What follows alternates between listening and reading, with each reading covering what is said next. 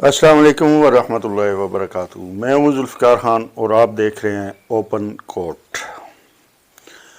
آج ہم ایک اہم ایشو پہ بات کرنے جا رہے ہیں جو کہ صوبہ پنجاب میں ایک یوں سمجھیں کہ بجائے اس کے کہ ہم ملک کو بنانے کے بجائے بگاڑنے کی طرف جا رہے ہیں۔ انکروچمنٹ کا ایک سلسلہ شروع ہوا ہے، انکروچمنٹ کے خاتمے کا۔ انکروچمنٹ کے خاتمے کے حوالے سے اگر بات کی جائے تو کسی صورت بھی انکروچمنٹ کو جائز نہیں قرار دیا جا سکتا اور نہ ہی اس کے حق میں بولا جا سکتا ہے، لیکن اس کے پیچھے کچھ ایسے مقاصد نظر آ رہے ہیں جن پہ بات کرنا بھی انتہائی ضروری ہے۔ سب سے پہلے تو ایک کچھ عرصہ پیچھے چلتے ہیں کہ میں اپنے علاقے کی بات کروں کہ ٹیکسلا میں نواب آباد، جلالہ روڈ اور لوسر شرفو اس طرح کے ایریوں میں اگر دیکھا جائے تو آج سے 50 سال پہلے مکانات کی تعمیر کی گئی، دکانیں بنائی گئی، شاپنگ پلازے بنائے گئے، اور جب یہ تعمیرات ہو رہی تھیں ان تعمیرات سے پہلے باقاعدہ کنٹونمنٹ بورڈ اور متعلقہ اداروں سے نقشجات پاس ہوئے، ان کے آفیسرز نے آ کے موقع پر ان جگہوں کا معائنہ کیا، پھر کاغذات میں ان کی نشاندہی کی گئی اور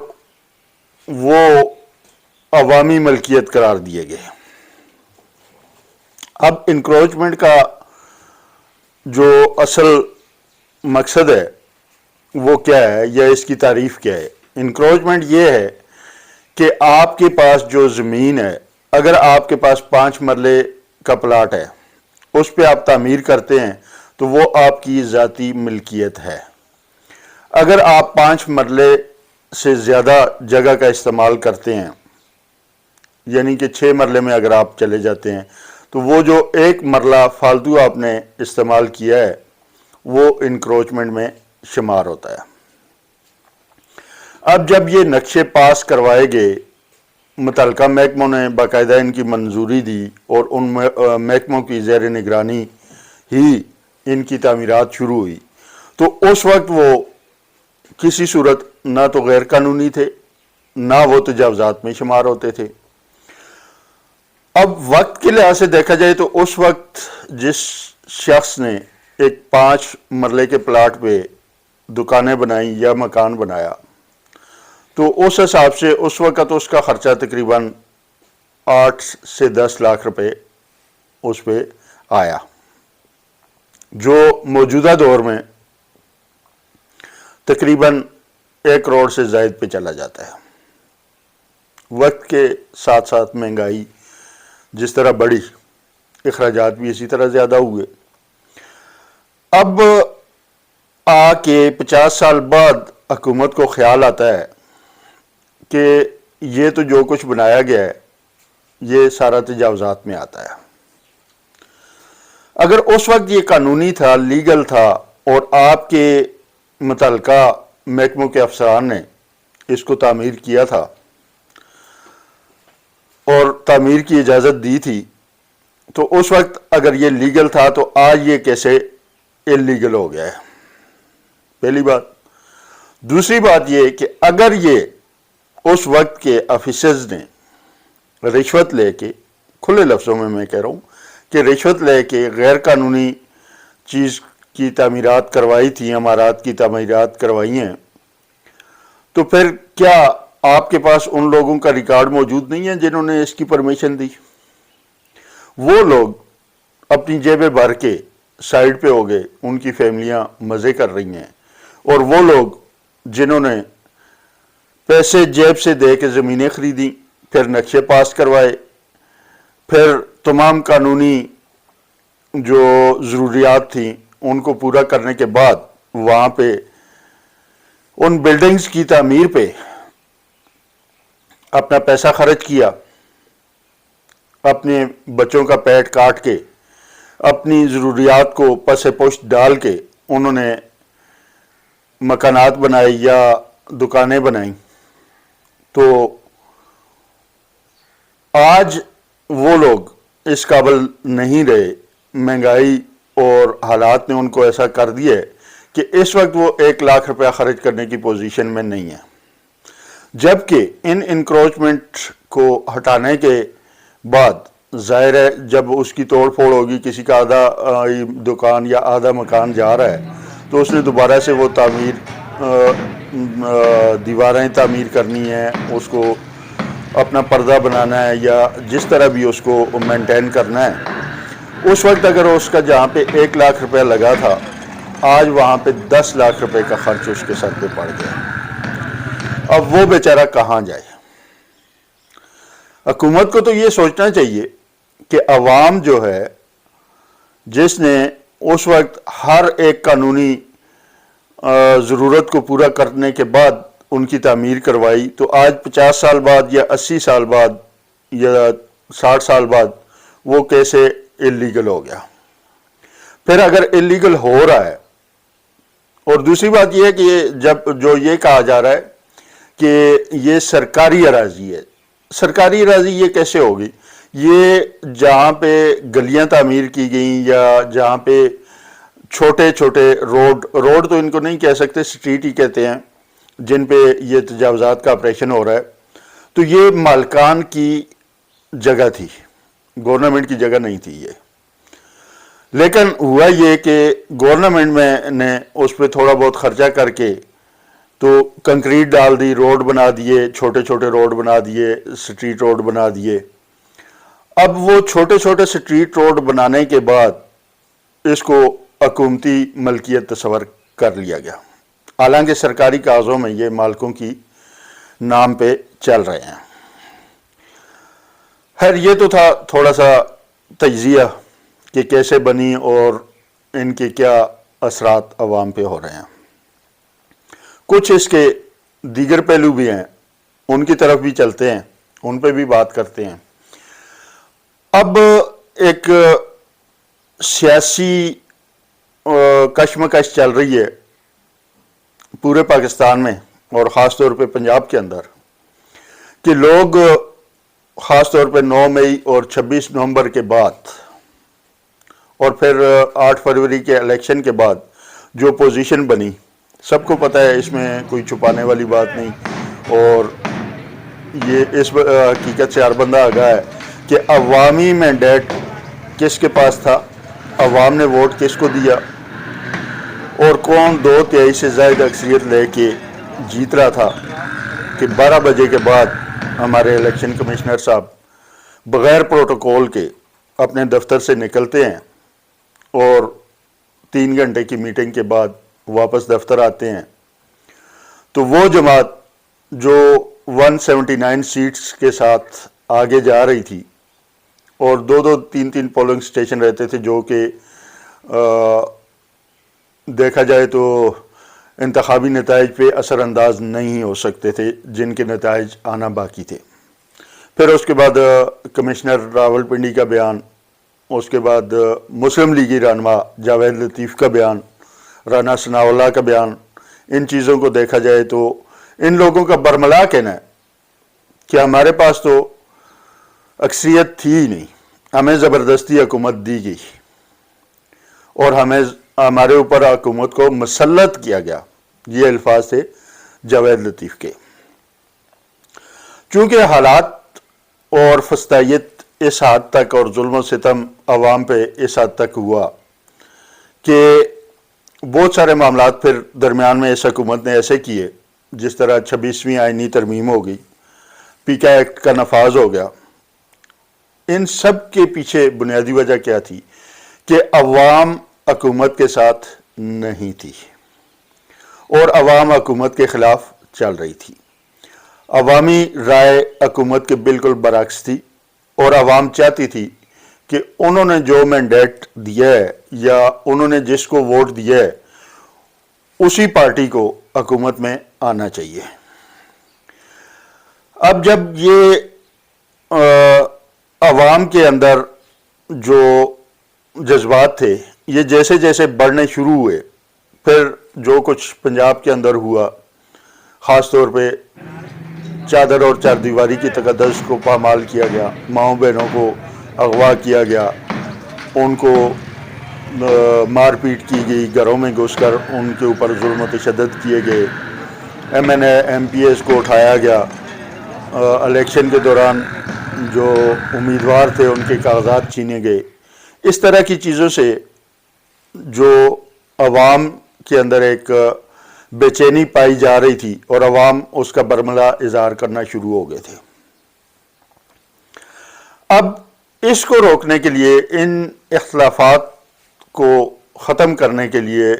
یا ان اختلافات سے جان چھڑانے کے لیے انکروچمنٹ کے نام پہ ایک آپریشن شروع کر دیا گیا. جو عوام مزاحمت کر رہی تھی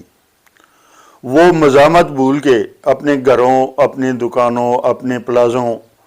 اور اپنی جائیدادوں کی فکر میں پڑ گئی، اور حکومت کو کھل کر کھیلنے کا موقع مل گیا. معاشی اور معیشت کے حوالے سے بھی پاکستان پہ اس وقت جو کچھ ہو رہا ہے، بڑے بڑے وفود آ رہے ہیں، بڑے بڑے اعلانات ہو رہے ہیں اور بہت کچھ ہو رہا ہے، لیکن پریکٹیکلی پاکستان میں 1 روپیہ بھی نہیں آ رہا. امریکہ نے پوری دنیا کے ساتھ ساتھ پاکستان کی امداد بھی بند کر دی ہے. اس کے علاوہ دیگر جو ہمارے دوست ممالک تھے جن سے ہم امید رکھتے تھے کہ ہمیں وہ بیک دیں گے اور ہم اس بیک پہ اپنے نظام کو چلائیں گے، وہاں سے بھی تمام انکاری ہو گیا. جب سعودیہ سے ہم نے بات کی کہ آپ کا جو پیسہ ہمارے پاس ریزرو میں پڑا ہے اس پہ ہمیں کچھ ٹائم اور دے دیا جائے یا مزید ہمیں قرض دے دیا جائے، تو اس کے بدلے میں سعودیہ جیسے ملک نے، اور ایک ایسا دوست ملک جس کے ساتھ پاکستان بھی ہر وقت کھڑا رہا اور وہ پاکستان کے ساتھ بھی کھڑا رہا،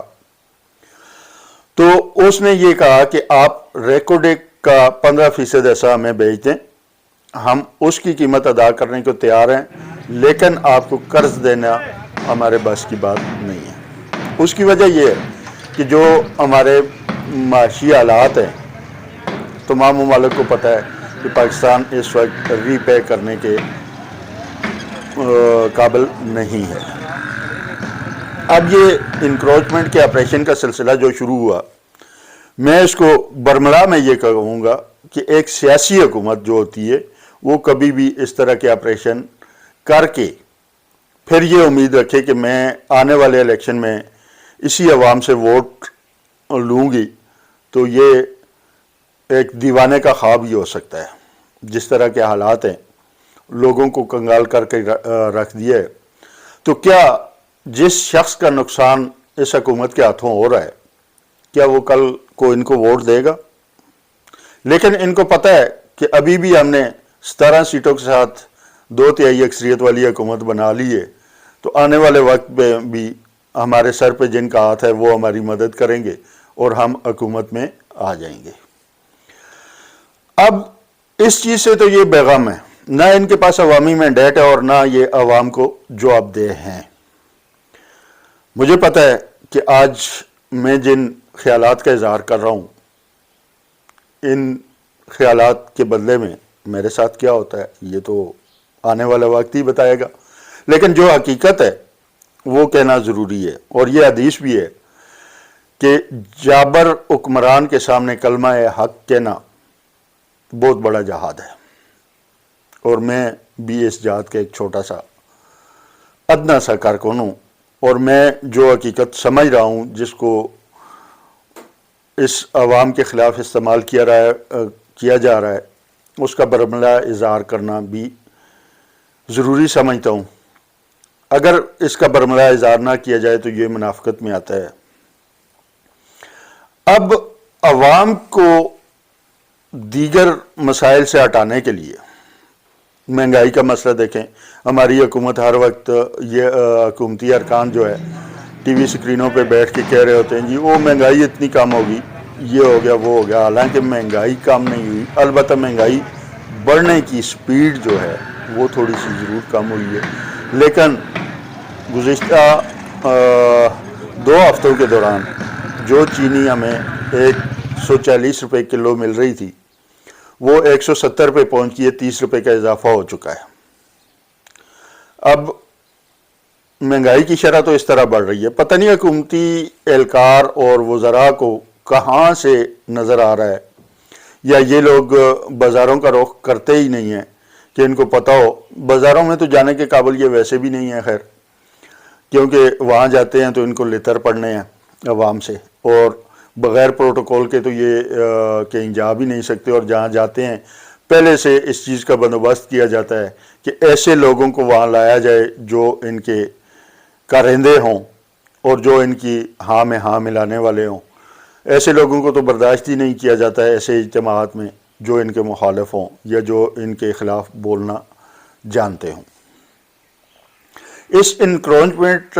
آپریشن کے پیچھے بھی یہی نظر آ رہا ہے کہ عوام کو جب فکر پڑ جائے گی اپنی چادر چار دیواری اور چھت کی، تو عوام ادھر مصروف ہو جائے گی، اپنا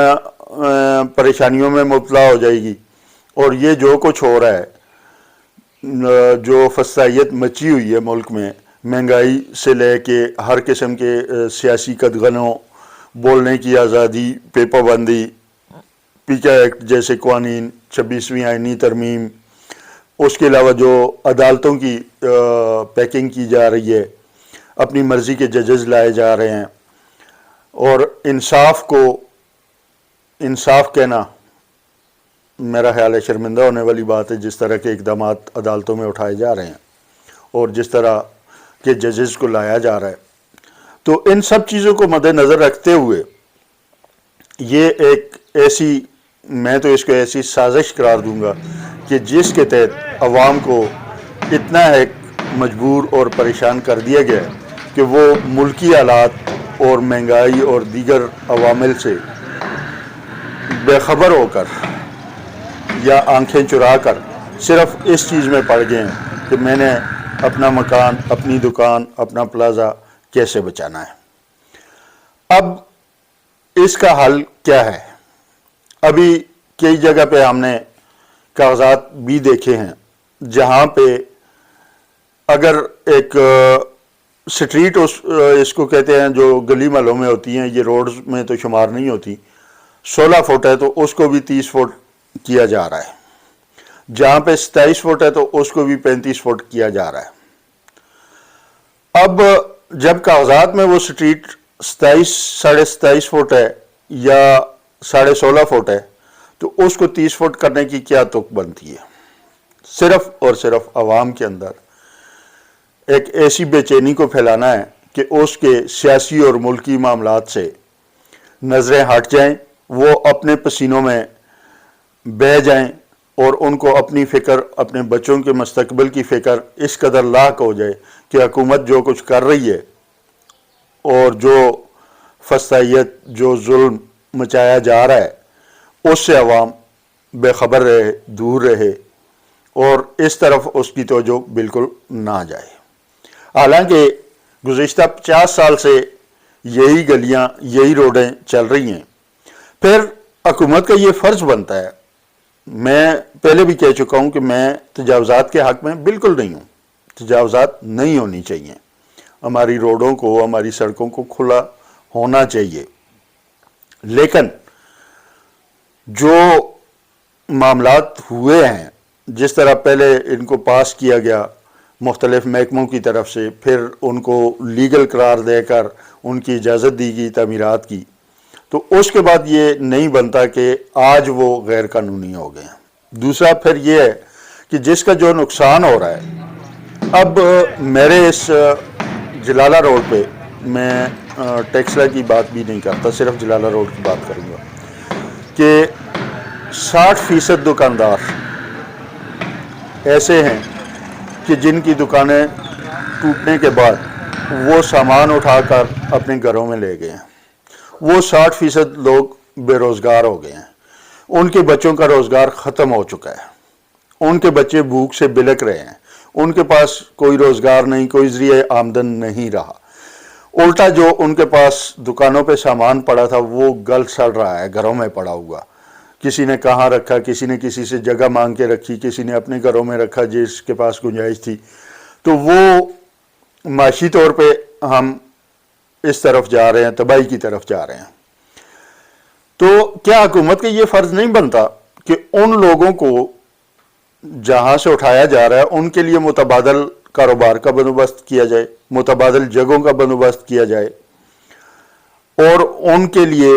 کچھ ایسا بندوبست کیا جائے کہ ان کے بچوں کا مستقبل محفوظ ہے، وہ اپنے بچوں کے روزی روٹی کا بندوبست کر سکیں، ان کی تعلیم کا بندوبست کر سکیں، ان کی تربیت کا بندوبست کر سکیں. تو میری آج کے اس ویلاگ کے تھرو وزیر اعلیٰ پنجاب سے یہ گزارش بھی ہے کہ ایک دفعہ خدا را اس پہ نظر دوڑائیے، ایک دفعہ نظر کرم کیجئے اور سوچئے کہ یہی کچھ اگر آپ کے ساتھ ہونا نہیں ہے آپ کے ساتھ، اس کی وجہ کہ آپ سونے کا چمچ لے کے پیدا ہوئی ہیں اور کوئی قانون آپ پہ لاگو ہوتا ہی نہیں. یہ تو صرف قانون عوام غریب طبقے کے لیے ہیں، پسے ہوئے طبقے کے لیے قانون ہیں، باقی آپ لوگوں پہ تو اس طرح کے قانون امپلیمنٹ ہوتے ہی نہیں ہیں. لیکن سوچئے کہ اگر یہ سب کچھ آپ کے ساتھ ہوتا تو کیا آپ کو اچھا لگتا؟ آپ کے بچے بھوک سے بلک رہے ہوتے، آپ کا کاروبار تباہ ہو چکا ہوتا، آپ کی معاشی حالت دگرگوں ہو چکی ہوتی، تو آپ کیسا فیل کرتی؟ اور پھر آپ نے دوبارہ کیا اس عوام کے پاس نہیں آنا؟ یا آپ کے ذہن میں وہی چیز ہے جس طرح ابھی ہم آ گئے ہیں فارم 47 پہ، ہم دوبارہ بھی فارم 47 پہ آ جائیں گے، ہمیں عوام کی کیا پرواہ ہے؟ یہ کچھ چپتے ہوئے سوال آپ کے سامنے رکھ کے جا رہا ہوں. امید کرتا ہوں کہ میری یہ کڑوی کسیلی باتیں آپ کو ناگوار نہیں گزریں گی اور آپ ان پہ ضرور اور ضرور غور فرمائیں گی، اور اس عوام کی جو بدحالی کی طرف جا رہی ہے کے بارے میں ضرور سوچیں گی، اور ان کی بہتری کے لیے کوئی ایسا فیصلہ کریں گی کہ جو ان کے مستقبل کو محفوظ بنا سکے. انہی باتوں کے ساتھ آج کا یہ ویلاگ یہیں پہ ختم کرتے ہیں، اور امید کرتا ہوں کہ میری باتیں آپ کو اگر پسند آئی ہیں تو کمنٹ سیکشن میں آپ اپنی رائے کا اظہار ضرور کیجئے، چینل کو سبسکرائب بھی ضرور کیجئے گا. ایک بات میں واضح کرتا چلوں کہ ہم اس چینل پہ بیٹھ کے صرف اس مقصد کے لیے بات نہیں کرتے کہ ہم نے یوٹیوب سے ڈالر کمانے ہیں. ہمارا مقصد عوام کی فلاح، عوام کی بہتری ہے، اور عوامی مسائل کو حکام بالا تک پہنچانا ہے. نہ ہم کسی کے خلاف ہیں، نہ ہم کسی کے خلاف بات کرنا چاہتے ہیں. ہمارا مقصد یہ ہے کہ حکومت وہ اقدام اٹھائے جو عوام کے حق میں بہتر ہو، اور عوام کو ان چیزوں سے آگاہ کرتے ہیں جو ان کے لیے باعث مصیبت بنتی ہیں. تو اجازت دیجیے اپنے میزبان ذوالفقار خان کو، پھر ملتے ہیں اسی اوپن کورٹ میں ایک اور موضوع کے ساتھ انشاءاللہ بشرط زندگی. اللہ حافظ.